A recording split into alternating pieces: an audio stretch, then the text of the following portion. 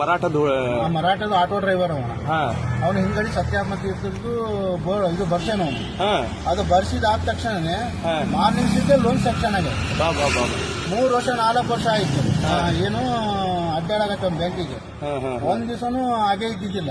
ಹಿಂಗೆ ಯಾರೋ ಒಬ್ರು ಬ್ರಾಹ್ಮಿನ್ಸ್ ಹೇಳಿದ್ರು ಅವರಿಗೆ, ಹಿಂಗ ಹೋಗಪ್ಪ ಗುರುಗಳಕ್ಕೆ ಹೋಗಿ ಮಂತ್ರಿಸ್ಕೊಡ್ತಾರೆ ಅದು ಇಸ್ಕೋ ಅಂತ ಹೇಳಿದಾರೆ. ಆಮೇಲೆ ಇದ್ಕೊಂಡು ಹೂ ಅಂತ ಹೇಳಿದಾನೆ, ಇಸ್ಕೊಂಡಾನೆ ಇದು ಮಾಡ್ಕೊಂಡಾನೆ.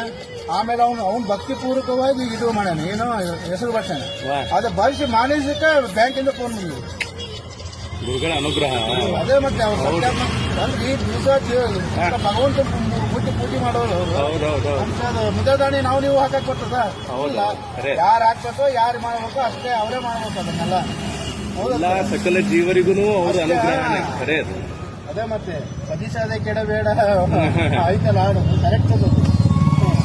ತುಂಬಾ ಥ್ಯಾಂಕ್ಸ್. ಭಜಿಸದೆ ಕೆಡಬೇಡ ಹುಚ್ಚು ಮನವೇ ನೀ ಭಜಿಸೋ ಸತ್ಯಾತ್ಮ ಗುರುಗಳ.